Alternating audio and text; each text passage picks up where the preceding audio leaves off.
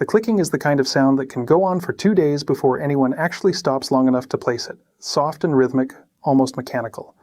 Easy enough to mistake for ordinary chewing coming from inside the hay rack. It is only when the guinea pig pauses mid-chew, sits completely still, and makes the exact same sound again on its own that it becomes obvious the sound was never coming from the hay at all. It was coming from him. I am Roo. I see small pets, and a respiratory infection is one of the few illnesses in a guinea pig that can move from a barely noticeable clicking sound to a genuine emergency within a matter of days, which is exactly why it deserves its own close look here rather than a single line buried inside a general warning signs list. Here is the actual mechanism behind why a guinea pig responds to respiratory illness so differently than the family dog or even a pet rabbit, and why treating it the way most people treat their own runny nose is exactly the wrong instinct. A guinea pig is what is called an obligate nasal breather, meaning it breathes almost entirely through its nose rather than switching over to mouth breathing the way a dog pants or a person breathes through the mouth once congested. When the nasal passages swell or fill with discharge, there is no real backup airway to lean on. The entire air supply is running through the one passage the infection targets first. Layered on top of that, a guinea pig's airways are proportionally narrow for its body size compared with many other household pets. A small amount of swelling or mucus that would barely register as an inconvenience in a wider airway can meaningfully restrict actual airflow in a guinea pig, which is part of why noisy or labored breathing tends to show up faster and more seriously than owners expect once an infection has already taken hold. There's a third piece to this mechanism that matters just as much as the first two. Guinea pigs are prey animals, and prey animals produce stress hormones easily from a car ride, a loud household, a new animal brought into the home, or simply a change in routine.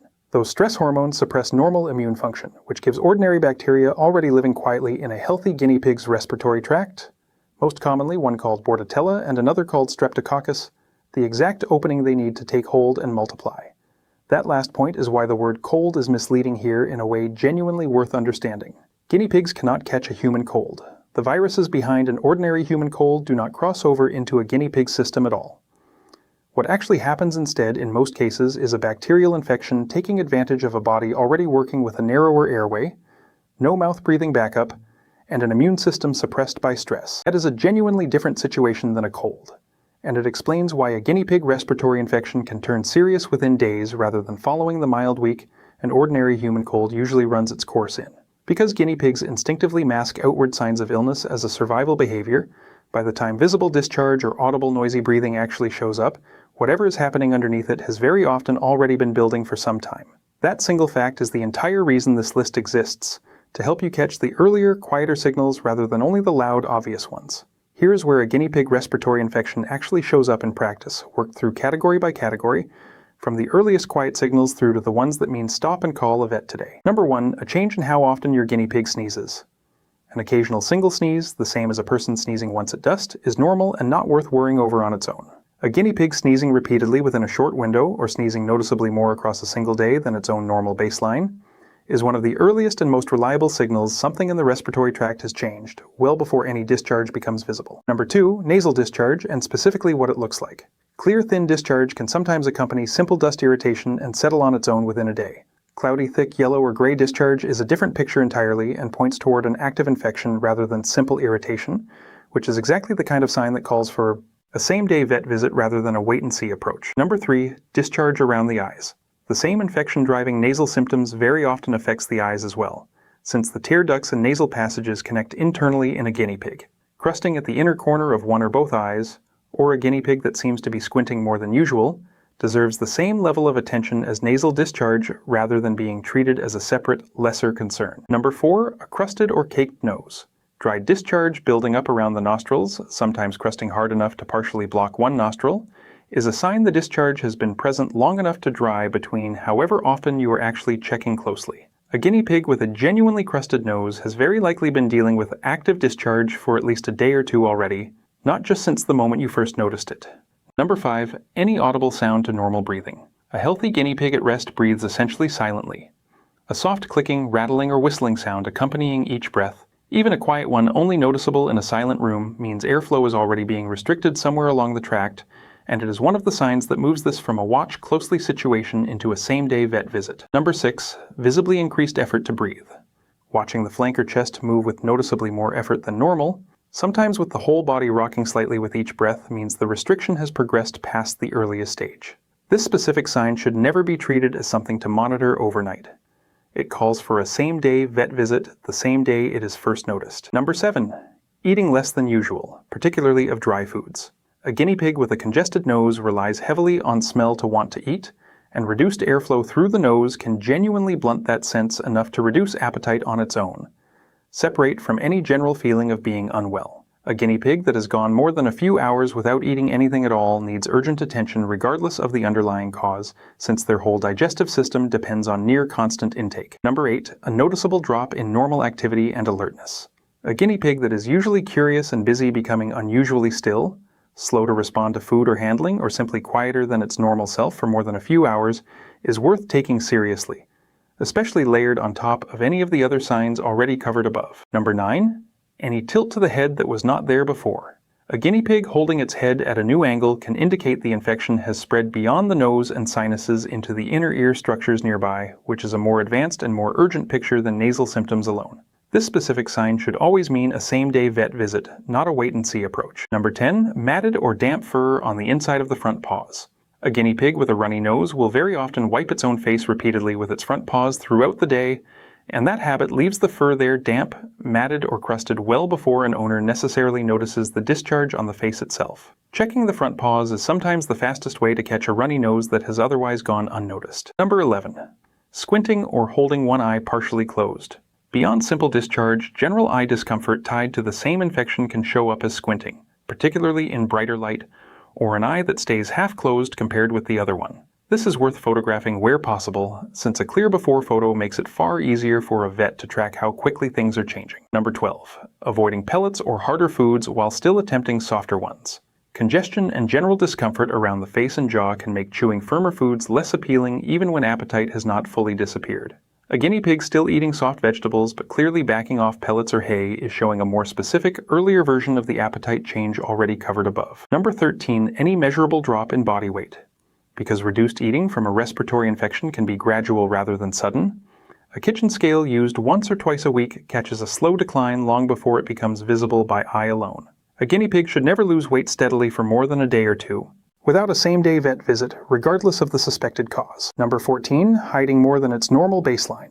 A guinea pig that suddenly spends most of the day tucked in a hide box rather than out exploring, especially one that is not normally a heavy hider, is often responding to feeling genuinely unwell in a way it cannot otherwise communicate.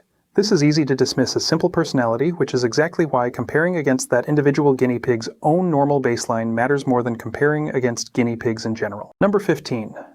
Popping or clicking sounds distinct from ordinary breathing noise. Some owners describe this as sounding almost like a tiny joint popping or a faint zipper opening, occurring in rhythm with breathing rather than randomly. This specific sound pattern often points to fluid or mucus moving through a partially restricted airway, and it is one of the more distinctive early signs worth learning to recognize on your own guinea pig. Number 16. Coughing, which shows up less often in guinea pigs than sneezing, but matters just as much when it happens. A short, sharp sound, distinct from a sneeze, is a strong indicator. The lower part of the respiratory tract is involved rather than just the nose and sinuses, and it belongs at the more urgent end of this entire list, worth a same-day vet visit on its own. Number 17. Any change to normal vocal sounds. A guinea pig whose usual weaker purr suddenly sounds raspy or strained is showing a sign easy to miss unless you already know that individual animals sound well. A short voice recording made while healthy gives you something concrete to compare against later. Number 18. Ammonia buildup from bedding gone too long between changes. Urine breaks down into ammonia gas over time, and a cage that smells strongly the moment you approach it is already irritating the respiratory lining with every breath, making it easier for bacteria already present to take hold. A cage needing a full change more than once a week for 1 or 2 guinea pigs is often being cleaned too infrequently for its size. Number 19. A cage placed directly in a draft.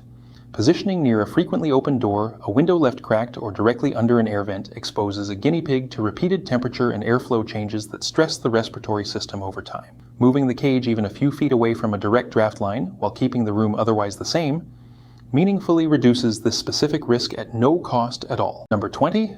Unstable room temperature more generally. Guinea pigs do best within a fairly narrow, stable range, and a room that swings noticeably between day and night, or between rooms if the cage gets moved, adds ongoing stress that layers onto the immune suppression already covered in the mechanism above. A simple room thermometer left near the cage turns a vague sense of the room feeling fine into an actual number worth checking. Number 21. A recent house move, a new animal introduced to the household, or any other significant change in routine. Any of these raises stress hormones for days to weeks afterward, which is exactly the window this mechanism runs through.